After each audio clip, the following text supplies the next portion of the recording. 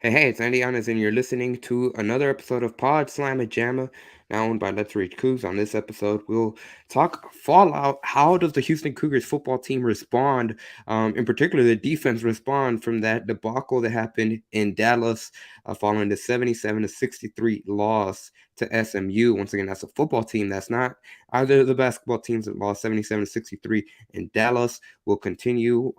Second of four segments focusing on name, image, and likeness, particularly spotlighting HOU NIL. And in this episode, we'll be focusing on what it's like to be working with the athletes. And then we'll close it out by focusing on basketball fallout, both from the men's and women's basketball teams, both of whom opened their season this past Monday, November 7th. Don't go anywhere. You're listening or watching to Pawd Slama Jama.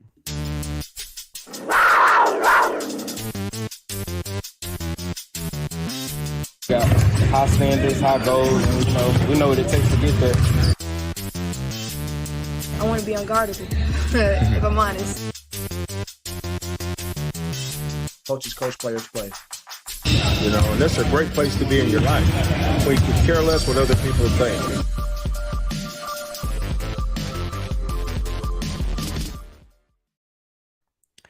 So let me get myself off of the screen, and hopefully my voice doesn't attack me in the middle. Oh God! Hopefully it doesn't attack me in the middle of the show. But Dan, how are you doing, sir? Hey, I'm doing well. How you feeling, man? How your vocals? I'm feeling better. My vocals are still betraying me every now and then, so hopefully it doesn't. It can stick through for the next 40 to 50 minutes. But anyways, obviously jumping right into it, Houston Cougars football, they had a debacle last game, last Saturday, in particular on the defensive side of the ball, where they couldn't. I think the phrase that you used during the Let's Reach Cougs this past Sunday or Saturday was they couldn't stop a nosebleed, and that was absolutely the case. They allowed SMU to set records.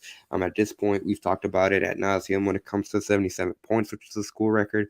Tanner Mordecai, who's a quarterback for SMU, threw 9 different touchdown passes. He also had one rushing in the air, so he accounted for 10 total touchdowns.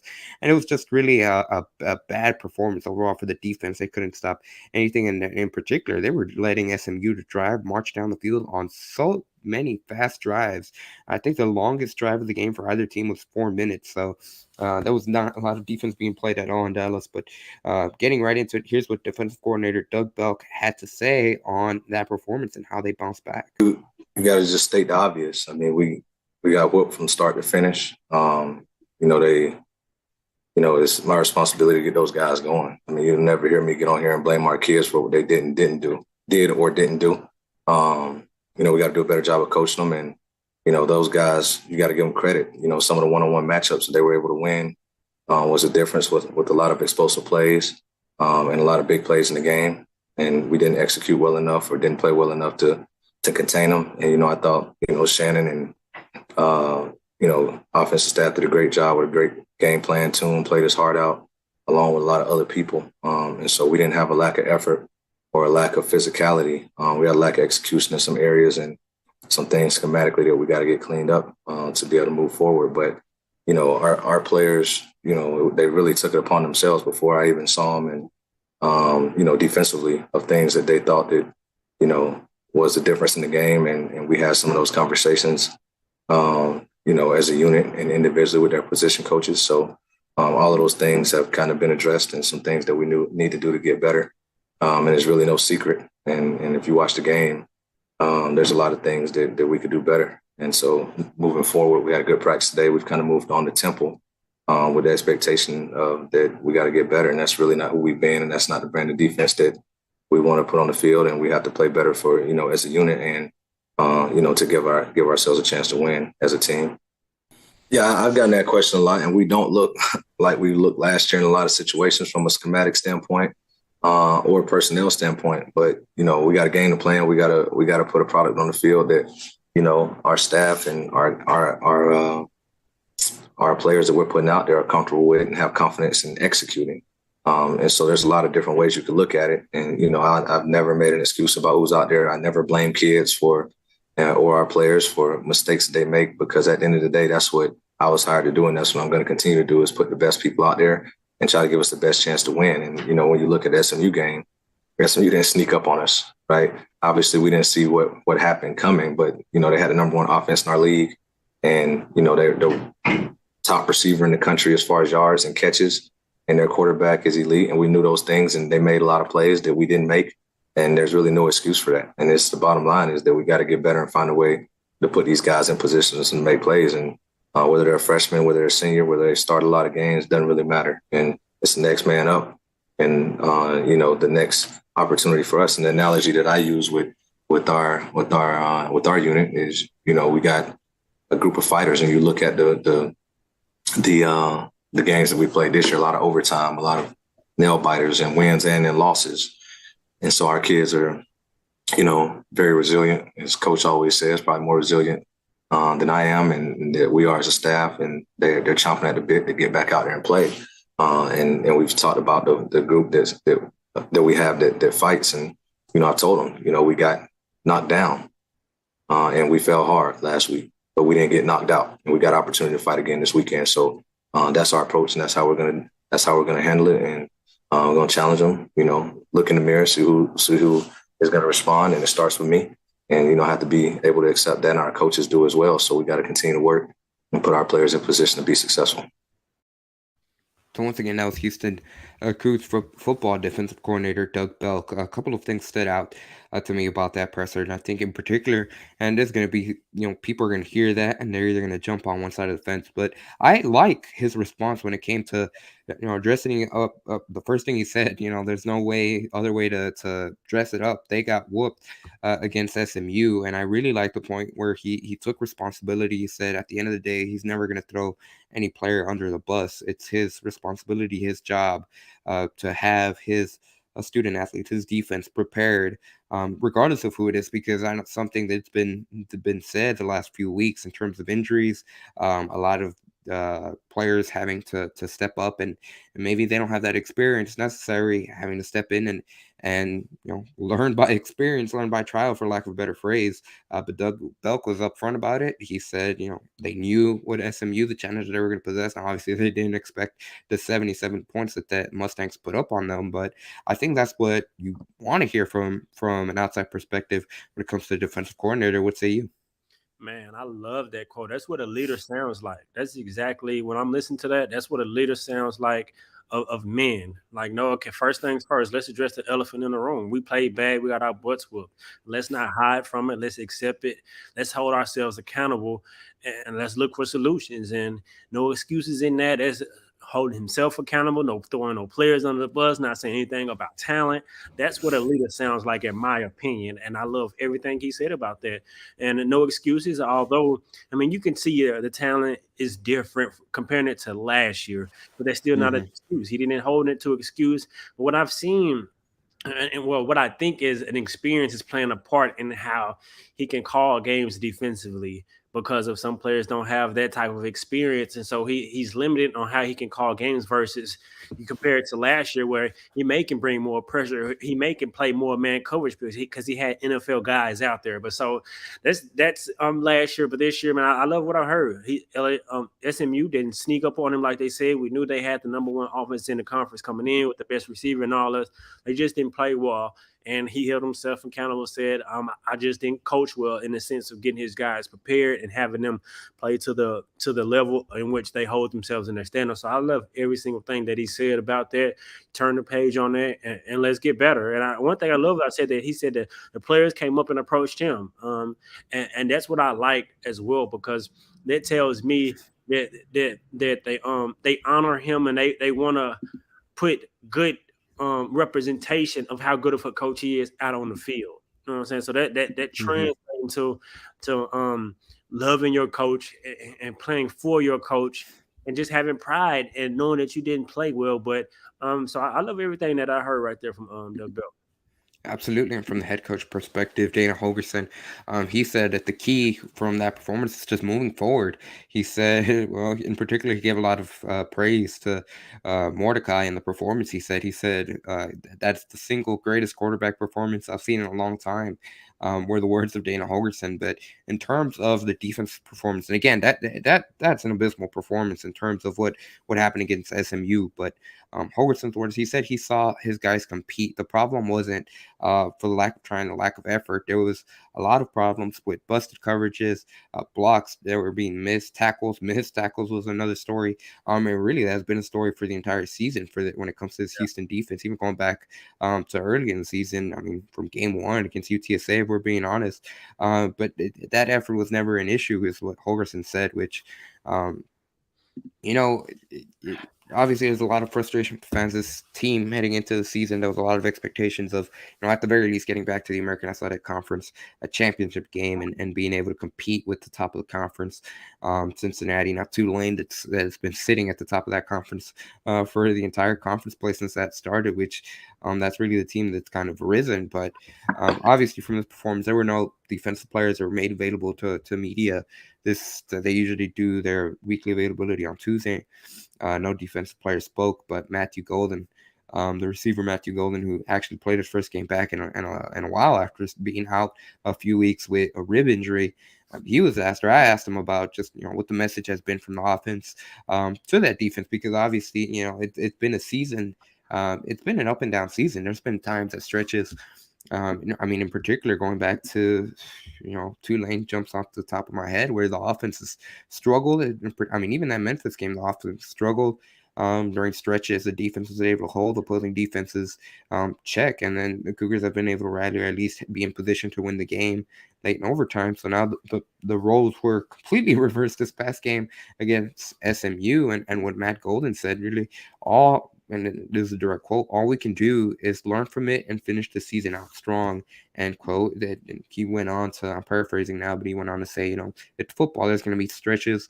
When the defense struggles, there's going to be stretches when the offense struggles. Now, I think in particular, all eyeballs are going to be on how that defense responds. I'm curious, and I'm curious to see too, overall, when you have a performance as bad as that, just obviously you want to leave it in the rearview mirror. You want to get that bad taste out of your mouth. But it's going to be interesting to see how do they respond against Temple, a Temple team that, they just put up 54 points against South Florida this past week. So their offense is rolling. Yep, man. I think defense is going to come out and be aggressive. I think they're going to be aggressive to start the game. You're going against a freshman quarterback who has great family lineage that I should say. The son of Kurt Warner, so he's going to be smart with the football. He's not going to make many mistakes, but you want to force him into mistakes. But I think the recipe is to try to pressure him. I think the defensive line has to play better. I think they have to get more pressure to have to get to the quarterback. Can't have the nickname Sack Av and not be living in the backfield. That should be your home, man. We know that's what they try to do. So I'm not going to say they aren't trying, but you have to be able to do so, and they have the talent to do it. And Temple, their D line leads the conference in sacks. So protecting Clayton Tuna, which the offensive line has done a great job of doing that, they're going to have their work cut out for them. But they're going to have to protect him to see if he can continue playing well as he's been playing. And so the receivers have been doing a great job. All of them, from Golden to Brown to Carter to, of course, Tank. Everyone has played well offensively, and so I think defensively, I think they're going to come out with a point to prove. I don't think they can hang their heads down if they give up a big play or if they score early. It's a 4-quarter game, and like you said, there's been games where the offense didn't play well, defense kept them in it. So you just got to chalk the game last week up until we didn't play well. But this is a new game, new opportunity for us to come out and redeem ourselves, and I think they will do that. Yeah, absolutely. And you brought up the point in particular when it comes to getting back to Warner and really causing a lot of pressure and really forcing him into the mistakes. Like you mentioned, that's something that Coach Dana Holgerson himself said, that's going to be one of the keys to the game for Houston. They want to see success against Temple, and it's being able to get into the backfield and cause really a lot of pressure, something that Tanner Mordecai didn't really get to see that often this past Saturday. And it was a big factor when he was able to hit his receivers and find him in stride, particularly as the game progressed. He got much more comfortable. So, I mean, I agree. I think the defense is certainly going to be looking early to put that game in the rearview mirror. They're certainly going to be amped up and trying to make bigger plays. Now, on the flip side of that, they also have to be smart in regards to that and not necessarily break alignments or make silly mistakes like that, which could cost them. But I think it's going to be an interesting matchup in particular. They're at this point in the season, which Helgerson again himself said they're outside looking in when it comes to the American Athletic Championship game. Really, the chances of being able to make that game are slim at this point. And it's going to be curious to see the final year in the American Athletic Conference, really in particular on the defense, because there's a lot of guys that have to fill in shoes and step up in those roles to see how they progress in the final 3 games. So it's going to be that's kind of where the team is transitioning in a bit. What say you? Yeah, a lot of injuries, and I think now it's kind of good for them because a lot of their young players are now going to get experience, and they're going to have to play because of injuries that the defense sustained. And so, yeah, I think it can be good, especially going forward, moving into a major conference. All of these next few games, it's just going to be good experience. So take it a game at a time, and prepare. But like you said, not be overly aggressive and miss your assignment. I think that's the main thing I want to see next week is no busted assignments. Just play good, sound football and do your assignment. You may give up explosive plays. That's part of the game. And so I wouldn't be disappointed if they do that. Temple has some good offense. You just mentioned the numbers they put up last week against South Florida. And so just do your assignment, run to the football and tackle, because over their win streak, that's what they did really well was tackle well. And so you can't have missed tackles, you can't have missed assignments, which lead to wide open explosive plays. If they're going to have an explosive play, make them earn it, make it be a great play. And so I think the defense, I love Doug Belk and what he stands for, his leadership, his accountability. And so I think they're going to come out and put a better film on. I mean, it can't get much worse than last week. So yeah, that's true. It can't get much worse. So you give up 20, 30, whatever, anything like that, as long as you get the win, and it'll be good. That's the good thing about hitting rock bottom. There's not much more farther you can go. But I agree that's going to be the thing, key to watch and see how they respond. But that's going to do it for this segment. Coming right up on Pawd Slama Jama, like I mentioned at the top of the show, our second of 4 segments spotlighting HOU NIL. This week's episode will be focusing on what it's like to be working with athletes.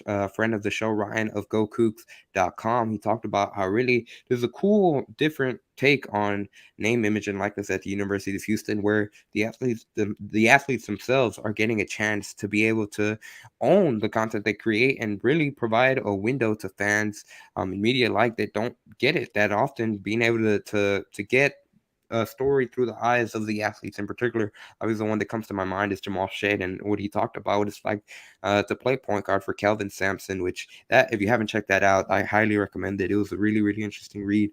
It was a 2-part essay. I think that's the way they're phrasing it, but it was a good insight on what goes through Jamal Shed's mind when it came. In particular, he shouted out that I believe it was a Wisconsin game.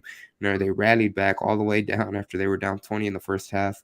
They had opportunity to tie, and Shed allowed the clock to run out. And he talked about how that stuck with him throughout the season. And whenever they were in a similar position, things were not the same. But on that note, I will take this time to transition. And before we play that clip, remind you guys that if you are new to the show, whether you're watching us live or you're checking us out on Spotify, Apple Podcasts, wherever you may be listening to the audio-only versions, be sure to go to the YouTube channel at PAWDSLAMAJAMA.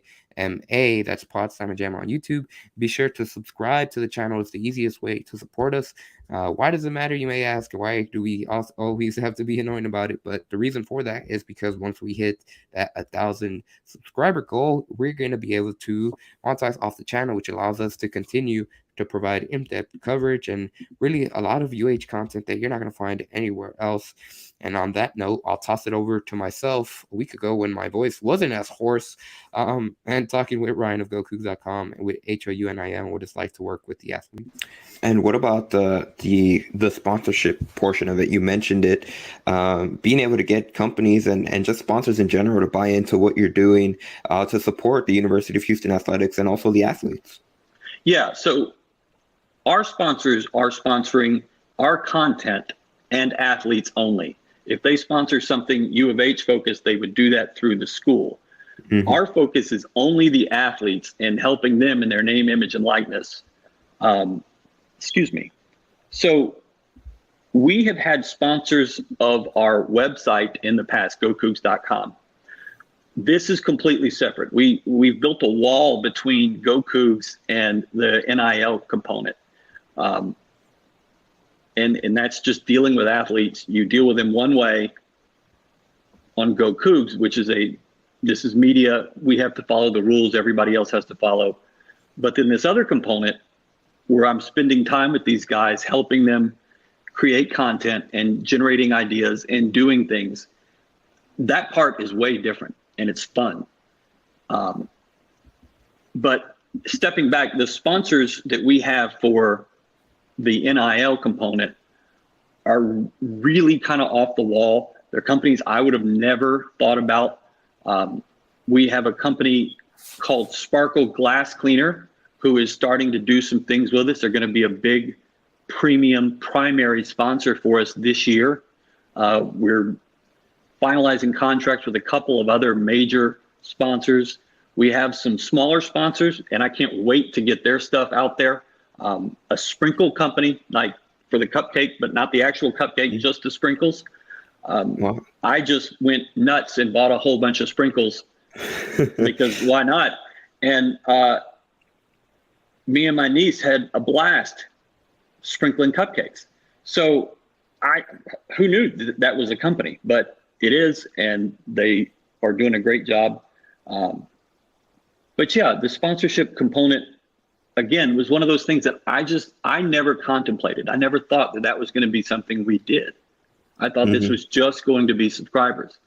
And as people have brought ideas or we've kind of just brainstormed, we realized there's a huge market out there that none of us, from Mike Pittman and the Hoops and Holler to Landon and Austin Elrod with Lincoln Cougs, to us, to whoever else is out there, we're not tapping into all that's there. We want to tap into more subscribers, more fans, more everyday people who can just afford a little bit to go towards athletes. Our strategy is not to focus on sponsors, but we are open to it, and we're going to find fun ways to match content, Cougar athlete, and sponsors. Yeah, and that's a perfect thing that I'm going to circle back to in regards to how all the different Houston NIL, when it comes to Houston Cougars, you guys all kind of have your own little segments, and maybe not segment, but the own different ways how you guys are approaching name, image, and likeness, which is pretty cool, and I'll circle back. But I want to transition over to the actual idea behind HOU NIL specifically. So like you mentioned, it's different with you guys because you guys are working directly with the athletes to help produce, like you said, content that is different from you might find from the traditional media perspective. Like you mentioned, the examples with the Chronicle, and even what we do, like we're covering much more of the game to game, week to week, and kind of the in-season stories as the in-game season goes on. But the one that really stood out to me is the one you guys had an article, and this was the one you guys kind of did like your sample, the free version of D'Anthony Jones, and I believe it was after the Kansas game. Yeah, you can correct me if I'm wrong, where he had kind of his perspective of what had been going on, because they had just suffered that Kansas game was a tough loss, but they were coming off the heels of a tough overtime loss to Texas Tech, and it was unique because you never get to see that from the players' perspective, what they were feeling, what they struggled with on the field, and that's something that you're not going to find anywhere else, especially not from a player's perspective. Yeah. We got super lucky with D'Anthony Jones. He and I had been messaging for over a year just through Twitter, just talking about certain things just so I could understand. And he's just forthright. He's open. He's honest. And when we met together to kind of come up with his content, our goal was not to do the story that we did. It was a whole different story, which will be coming. But we met right after the Kansas game, and he was like, I want to write about that. I'm like, okay, let's do that. And it turned out fantastic. Mm-hmm. And I thought it was the perfect way for us to introduce ourselves. D'Anthony has another story essay that's coming out soon. If he goes and has 4 sacks in this weekend's game, guess what? It'll be out Sunday. But Jamal Shed has written an essay, and I just read it for the first time yesterday, and it's blew me away, of how to play point guard for Kelvin Sampson. Edit that out. Jamal Shed wrote an essay for us about how to play point guard for Kelvin Sampson. And it's fantastic. And just, you learn so many things that goes on with the point guard and the head coach. There are funny stories that I hope can get in there. Maybe they won't. Some of them may be a little too dear, but we've just had great luck with great guys, great women that have helped us out, and their stories are great, and they're just good people. And Jamal and Jawan Roberts and Emmanuel Sharp, Reggie Chaney's coming up, D'Anthony. We're working with several other football players, women's basketball, women's golf. We've got a lot of irons in the fire, and I can't wait to be able to tell those stories. Yeah, so talk to me a little bit about the process. You mentioned the essays. So when it comes to the athletes, do they just come to you and whoever might be overseeing with their ideas? Do you guys work together on different content? Is it a case-by-case basis? How does that content idea come about with the athletes and you guys? We're still pretty new into the process. 100% want athletes to come to us. 100% want that. Love when people come to us with an idea of, hey, let's explore this. And then we brainstorm it together. We do video, we write it, we do our goofy 30-second timeout so that we can pay them for each of those pieces of content. The best part of this for me is that we get to work with these people, men and women, for a while. It's not just like a 15-minute, 30-minute thing. So it's an ongoing process. And for each piece of content, we get to pay them. And thankfully, we have the subscribers and the sponsors that allow us to do that. But I will go to athletes through Twitter, through Instagram, through the ones that I have other contact methods for. And then some will come to me. And then guys are starting to tell others about how fun it was, how interesting the situation was, and that you get paid for it. And we have had just blessed luck to have Galen Robinson working with us so far. We're about to lose him to basketball season. He's playing overseas, but he's going to find a way to keep helping us and keep working with us, even though he's going to be 7 time zones away. So once again, that was Ryan Monceau from GoCougs.com talking about what it's like to be able to come work with student athletes and be able to come up with the content that, like you said, that's what makes them unique. You're getting to hear from the athlete's perspective and getting to work on a whole bunch of different stuff. And I think the other cool thing about HOU NIL is that there's a lot of different companies kind of rallying around supporting the athletes and being able to get them a paycheck too for being able to profit off their name, image, and likeness. So again, that was episode or segment 2 of 4. Next week will be the 3rd segment that we'll be focusing on. It was a kind of a perfect segue because you heard Ryan talk about Galen Robinson there. Another thing that makes HOU NIL unique is that advisory board that they have. So we'll be focusing specifically on what that process is like, how the advisory board for HOU NIL, which Galen Robinson is one of 3 others at this point that is a part of that advisory board and helps them with being able to connect with the athletes and give them those cool opportunities. That segment will air next week here on Pawd Slama Jama. But on that note, transition. One more time for those of you guys that weren't able to be a part of Let's Reach Cougs last night, the first Let's Reach Cougs of the men's basketball season. We talked all things specifics about Houston, Northern Colorado, as the Cougars.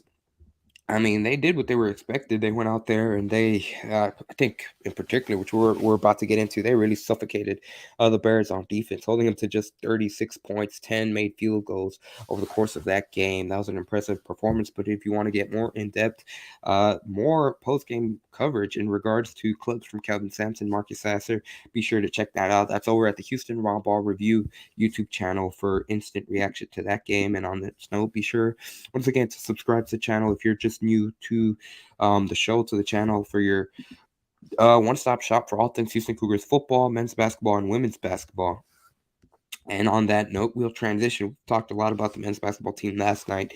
We didn't get to talk too much about the women's. This is going to be the first time that we do.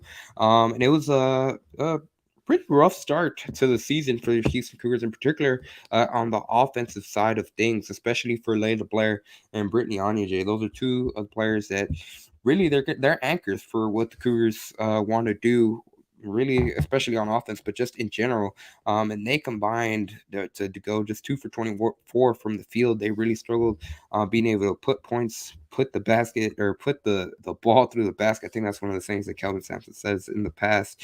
But Da'Yon, just your overall takeaways as Houston fell to Louisiana 55-48 in their season opener at Louisiana in the Cajun Dome just this past Monday night.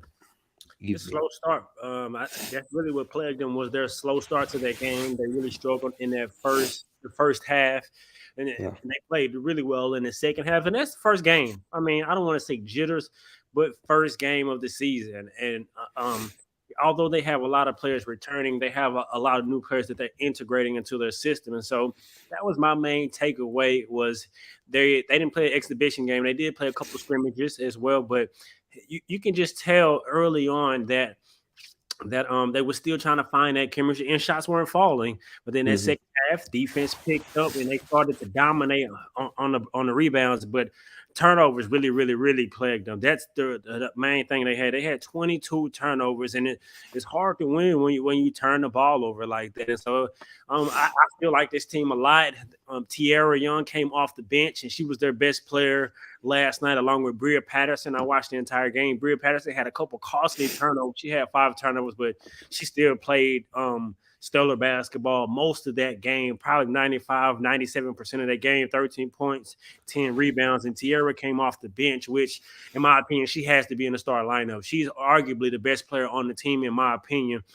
And so she was the difference maker. I'm not sure the plus minus, but it was what the eye test tells me. When she was on the floor, they were a better team. And so I don't know. I know she was battling injuries throughout the offseason, and I'm sure that's what kept her out of the starting lineup, because she hasn't been able to practice. But when it's where the game transpired, you got to get your best players on the floor. Coach Huey did that, and they were able to fight back. So I love everything that they showed in that second half, third and fourth quarter, and those are building blocks going forward. And I still think they'll have a really good season. Just first half, hard to overcome that slow start that they had in Louisiana. You got to give them credit. They played good enough to win the game, but no panic on my end. Even though they lost the first one. Yeah, in particular, you mentioned the rally. They were down 19 points in that first half. They cut it to a stretch. I think it was midway through the fourth quarter. They had cut it down to 8, and they really were able to extend the game. I think it's an interesting point you bring up about Tierra Young.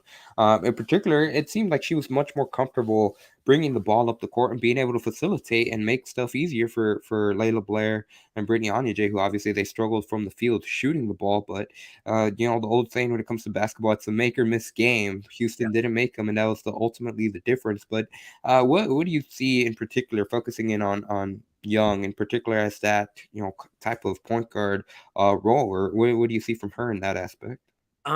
She did. You have a good point. She does bring the ball up to some and take the role, take the ball out of Layla's hands. But I think what she gives them a player that in the half court that you can give the ball and ISO. I need a bucket, and she can do that. Whether it's in the mid range, pulling up her mid range, or getting all the way inside, she shoots the free throw as well. And so that's what I like from her because Layla, she struggled shooting the ball. Her and Brittany, they both struggled shooting the ball mightily last night. But another player who came off the bench and had a really good game that helped them get back in the game, and that was the transfer, Da'Yon Brown.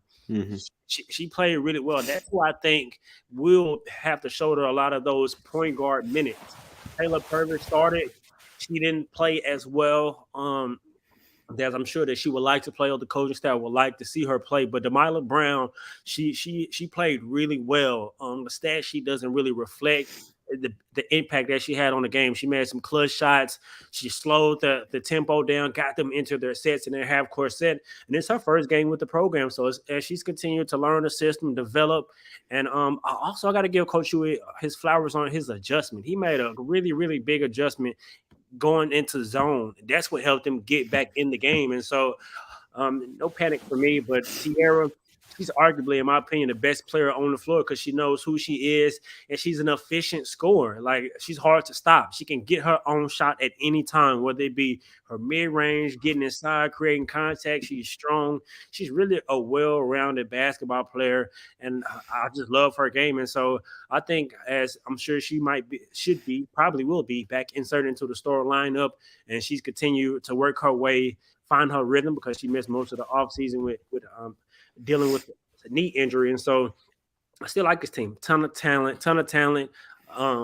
Tatiana Hill played well later on in the game. She fouled out, and that plagued Houston. And so another thing that I noticed from the last couple of years was Tatiana Hill is almost their only in their starting lineup, she's pretty much their only person that they can go to on the block. They tried to post Layla one time, and they bought Logan McNeil off the bench, and they went to her a couple of times on the block as well. And so I think they just got to develop that second unit. And it's the first game of the year. So I'm really not surprised. I'm not down on this team, although they lost the first game. And I think as they continue to build on that second half and what they did, they can reach their goal for sure. For sure, one of the other things, like you mentioned, going back to it is the first game of the season. There was 11 different players that played for Houston, 9 of which played more than 5 minutes. So I think that adds on to your point, just in terms of being able to really, Ron Huey's having to. I know they have a lot of returning players, but being able to find them in that right role. And like you mentioned, there's going to be a lot of tweaking, moving different players, not only from starting lineups to different positions, and being able to get a true field for the team now. Their next game's going to be on Saturday. They had a bit of a tough schedule. They started both games. The first 2 games for the women's basketball team were away from Fertitta Center. Their next game is this upcoming Saturday, November 12th. They're going to be at New Mexico. And it's going to be interesting to see how Houston bounces back from the season opening loss. Their home opener won't be until this upcoming Tuesday, next Tuesday, a week from today, November 15th, against Texas A&M Commerce. So, like you said, I think there's still a lot of opportunities for this team to, obviously it's early, they're still trying to figure out how to play with each other first and foremost, but then also being able to figure out whose strengths and which player has the best strengths at different positions. I think you make an excellent point when it comes to Tatiana Hill. It seems like at times she's kind of like the only real threat when it comes to being able to score in the paint when it's not a player creating on the drive, which I agree with you on that point. Is there any other points you'd like to make before we transition over? Yeah, I don't think Layla is going to go 1 for 10 again. But true. basketball, it's like that. She still had an impact on the game, but I still think it's another levels of her to reach when her shot isn't falling. She didn't really settle for any jump shots, but I think she can do a better job of getting herself to the free throw line. She went 5 or 6 from the free throw line, but in times I think she can do a better job of driving, creating more contact to get herself to the free throw line when her jump shot isn't falling. I think she can shoot maybe 8 or 9, 10 more free throws just using her threat to shoot the ball, to get inside, and especially she got the handle. She got all the tools that she needs to to affect the game offensively, even when her shot isn't falling. And that's why I like Tierra so much, because she doesn't rely on her jump shot. And as far as from the three, her mid-range is pretty much automatic, but she's so strong and has such a good handle. She can drive and create contact and get herself to the free throw line, and that slows the game down. I didn't really see much of Layla in ISO situations. Making a play. But another thing I would like to see as well is Coach Huey and the coaching staff finding ways to get her the ball in areas in which she can succeed, whether it's pick and roll or just a simple ISO or just different areas where she likes the ball to where she doesn't have to go. I don't want to say 1-on-5 because they did a good job of getting into the offense. She had some good shots. They just didn't fall. I just think maybe she could do a little more to make the game easier and drive more and get to the free throw line. But overall, I still like the talent, what I see, and they just got to define their roles and come together with this year's team. Overall, as a team, what in terms of shot selection, was it just shots being missed, or was it some? What did you think overall the type of shots they were taking? Yeah, just shots being missed. Brittany Onyeje got a lot of good looks coming off pin down screens. Some of her shots, I feel like she's rushed. I think when she go back to watch the film and she realized how much time she had, if she takes her time, set her feet, if she can make those shots. But I didn't really. The shot selection was good. I don't think no one really took any bad shots that I can remember. But turnovers, just costly turnovers. That's really what it was. They pressured Houston a lot, and they were just throwing the ball right into the other team's hands. And so you got to get those turnovers down. If you want to beat better teams and better competition, you can't turn the ball over 20-plus times. You have to take care of the orange. You got to take care of the peel. For sure. And on that note, we will transition over to the men's basketball side now.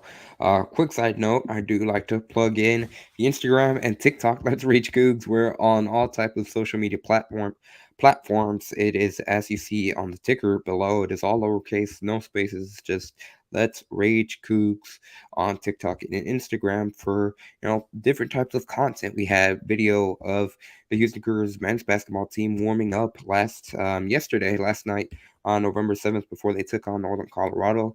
You'll have some clips and bits of Calvin Sampson and players, Dana Horwitz and the football staff and the women's basketball team as well throughout the course of the entire season. So be sure to follow us on social media and also Pawd Slama Jama on Twitter. And as we transition over to the men's basketball team, they were triumphant, like you said at the top of the show, in their season opener. And something you said last night, the thing that really stuck out to you was their defense, which it's not surprising when it comes to Calvin Sampson's team that their strengths at the first game one, it was their defense. But I think one of the things, obviously if we would have picked something before the game, I think defense would have been high on the list. But just how dominant they looked, really being able to suffocate that Northern Colorado team. It started from the very first possession that the Bears had. It was a steal by Jawan Roberts that led to a fast break, and it was a dunk. And really, we just talked about the women's basketball team. They had 22 turnovers. Northern Colorado had 23, and kind of just. I'm sorry, what was that? I said Houston only had 8. Yeah, for sure. And then the other thing to add on to that, even going to the last possession of the game, Houston drew a charge, so they forced another turnover. Even when the game was out of reach, they were up 83-36. And that goes to show one of the things that Calvin Sampson talked in his post game. It's kind of become the standard for Houston, but everything that Houston starts, they always have a game plan defensively, is what Sampson said post game. They hang their hat on the defense. That's one of the 3 things that they always emphasize year in and year out. They defend, they rebound, and they take care of the ball. So like you mentioned, Da'Yon, only 8 turnovers. And I think shout out to Jamal Shead. We didn't necessarily talk about him in depth last night, but he had 9 assists, only 1 turnover. That's a ratio that you'll take 7 times out of 7.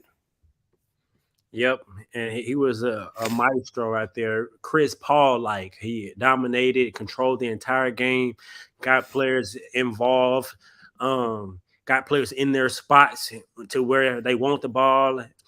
Man, he really just dominated the game on the defensive end. He's that first line of defense, pressuring the basketball, in which I love the way So when they come up court, he's on them, and that what they does is it doesn't give them a lot of time to really just to get into their offense. But offensively, man, I love everything that I've seen from Jamal, and I think that when it's all said and done, he's going to be their assist leader at Houston, and he probably be one of the best point guards to come through Houston in recent years. I'm not going to go overall. I'm just going to say in recent years. Of course, I didn't see everyone, so don't at me on that. But I'm just going to say in recent years, and he's only going to get better. And one thing I love, he doesn't force anything. He and he doesn't. Although he can score, but he's such a facilitator, and he has the impulse on his team and his teammates. I think he knows when they need a shot. Like Terrence, for example, he airballed a shot, and then I think he knew in his mind, I need to get him another look, and he created a look for him, and Terrence made that three. And so, well, I just love everything about the Jamal. He's going to be the straw that steers the drink for this team, and I think they're going to go far for sure. Absolutely, and like you mentioned, one of the things, it always seems like he's playing at his own pace, being able to control, like you mentioned, the flow of the game and be able to set up, what exactly, who needs a shot, like you mentioned with Terrence Arsenal. I think one of the other things that stood out, and I mean, they might be certainly early on in the season, might be an underrated part of this game, was he showed off his floater a little bit last night against Northern Colorado. Now they were playing in zone, so. But that's something that could be viable, especially like we've mentioned throughout. All eyeballs are going to be on Marcus Sasser for the most part when it comes to opposing defenses and being able to try to stop Houston offensively. I think that's something of an extra layer that I mean, it could be prove pivotal for Houston as the season progresses. 100%. You're right on it. And he showed that last year, but he really put it on display last night. And I think that's why they played zone, because they knew they weren't going to be able to keep Houston guards in front of them. And so I think other teams will try to play zone just to keep him out of the paint, because he's such a good, he can go either way, use both hands, and often they're going to be hesitant to come off of anyone, especially those bigs, because they know he's a willing passer. So when he gets in the paint, and you can't leave Marcus, Tremont, when he knocked down those 2 threes, they're hesitant to leave him. And so it's often he's going to get inside and be able to use his floater. And then another thing he was 100% from the free throw line, didn't miss a free throw. He was 3 for 3 from the line. And so he's a complete point guard. And I just can't wait to continue to see him play this year and develop. And Jarris Walker, you see the stat line, he went 3 for 14, but I think that's just first game jitters. He got a lot of good looks. He really, really came on towards the second half, and I think we got a glimpse of how they're going to use him in the half court and pretty much allow him to get busy when they isolate him in that mid-post area. Yeah, absolutely. One of the things that Kelvin Sampson said, you mentioned the 3 or 14 from the field, but Kelvin couldn't care. The phrase he said is he couldn't care less about him going 3 or 14, especially because he found so many different ways to be able to impact that game last night against the Bears in particular. I mean, first of all, the first play of the game, the Houston came out with, it was a set play that ended up, it was a lob for Jarris Walker. They didn't connect on it, but had they connected on that would have blown the roof off of Fertitta Center right off the bat. But even then, just a few minutes later, one of the Northern Colorado players went up for a layup, and Jarris Walker completely erased it, and he sent it into the hands of people sitting in the front. And then I think the big story for Houston, something what Kelvin Sampson pointed out post game, 12 rebounds, 6 of which were offensive rebounds. That's the key for Houston. Obviously, we know when it comes to what Kelvin Sampson demands, going back to what I said, they demand defense, rebounding, and taking care of the ball. And Jarris Walker did that in particular when it comes to the rebound, being able to get 6 second chance opportunities, 6 different second chance opportunities for Houston. That's really what you want to see from Walker. And they're, when it comes to an offensive game, they're not going to rely on him to have to be a consistent, threat when it comes to whether it be a 3-point scorer or anything like that, certainly early on, so he can progress when it comes to his offensive skill set. Yep. Yeah, I agree. I think they're going to be dependent on him to score, though, a lot throughout this season. Not huge points, but I think they're going to be looking forward to him just to be consistent. I think he'll average anywhere from 12 to maybe 10 to 12 points a game. And I wouldn't be surprised if he has some 20-point games because of he's just a supreme athletic. You can tell supreme athleticism, how physically gifted he is. And I didn't realize how tall he was. I mentioned this last night after the game. And so definitely not worried. J1, he looked really well in his role. He got the first points of the game, came off a steal in a wide open dunk. And so one thing about this team, everyone knows their roles. And that's something comparing to the women, they're still having to find their roles, in which this team, they already know their roles. And so I love what I've seen. I can't wait to continue to see some of the young players develop, especially when they get in tougher situations and when they have to produce, because there are going to be times where one of the 3 starting guards get in foul trouble, and you're going to need a Ramon to come in and give you some good positive minutes and give you some scoring, some defense, and everything that he can provide. You're going to need Terrence to come in and do some of those same things. And one thing Terrence showed me last night, that he's a guard that he already is integrated in the culture as well, as far as rebounding. He was attacking the glass. He has good length. And I think him and Ramon are going to have big years. And then we saw just a glimpse of what Emmanuel Sharp can do. And I love that comparison to Rob Gray, because that's exactly who he looked like last night, and just his ability to score the basketball effortlessly. Yeah, one quick thing to backtrack a little bit in regards to Jarvis Walker. There was a lot of fans were pointing out it looked like he had to come out of the game due to something that was bothering him. Some fans started speculating in regards to injury, and Kelvin Sampson was asked about it after the game. It doesn't look like that's going to be any concern. He called it just cramps. Here's what Kelvin Sampson had to say about that Jarvis Walker update, and also regarding much more about the program as a whole. First of all, it's a lot of wins. It's just an awesome moment that we got to be a part of for him. He's been doing this a long time, and we're just next up and able to be here with him now. So it's just an awesome moment. Yeah, like I said, it's just a blessing, really. To be a part of it. That's something a lot of us won't. We'll always remember that. Being a part of his 700 wins. So I just say it's a blessing, really. It is. Kelvin, did Jarvis take a shot to the ribs? Or is that No. Cramps. I said, dude, who gets cramps in their side? Get one in your calf or your hamstring. He's running over there putting his hand. I mean, he played last year in Florida. But you know what? Jarvis never played this hard before either. It's sometimes playing here can be a little bit of a shock to the body. But he carries a lot of things around. There's a lot of people that, when people that have no clue what they're talking about half the time when they evaluate these kids have to live up to somebody else's opinion. And we break them down right away. The only opinion that matters is ours. I don't know how many of those kids up there on that screen. I don't remember where they were rated when we recruited them. Doesn't matter to us, But Jarvis is probably the most coachable freshman I've ever had. Marcus is not nearly as coachable as Jarvis was when he first got here. I used to get on Marcus's butt, and I thought I was going to see Marcus's mama pull up to the dorm or something.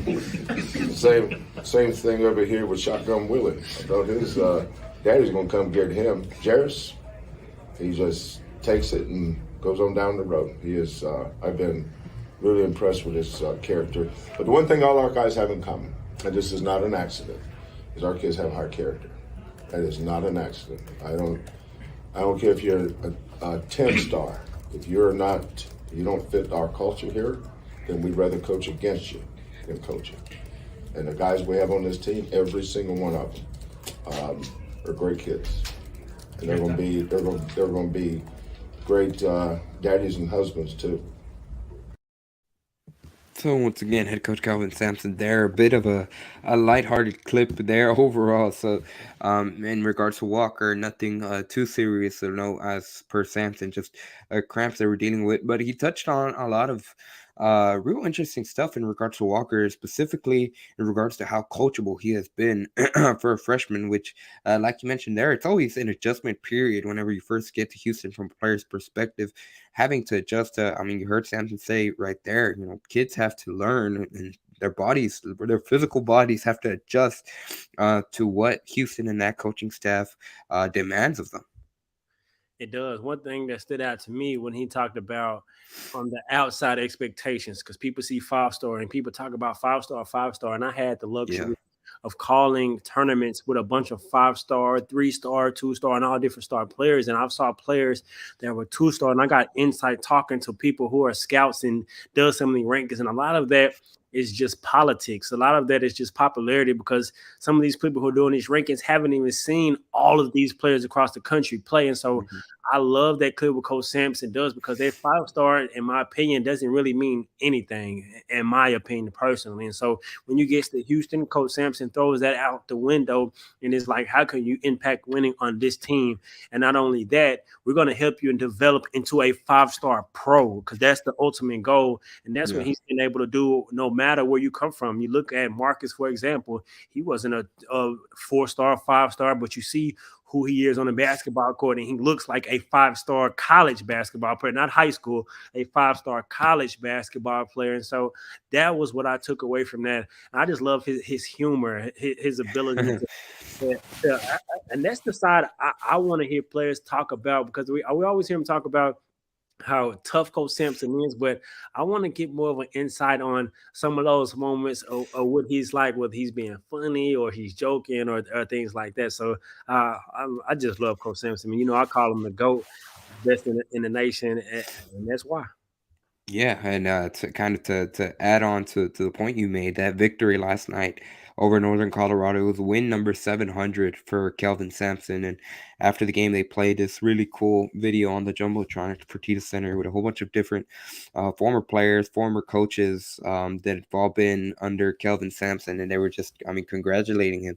700 wins over the course of going back to 1981. That's when his official collegiate career at Division I level as a head coach began. And to be able to accumulate 700 wins, first of all, being able to coach for that long, that's incredible. But then obviously, like you heard that clip right there, being able to build those relationships with all the different players, I think that's one of the most important things that gets lost sight, especially when it comes from a broader perspective. You don't necessarily think about that human aspect in those relationships, because you see a lot of these ex-players, what's the sign of a good program is that the ex-players want to stick around and be around the program. And just last night, Da'Yon Dunlap, he was at the game. Obviously, Galen Robinson's always involved with the program every time. I mean, even Quentin Grimes a season ago, whenever he was in town with the Knicks, he was at games.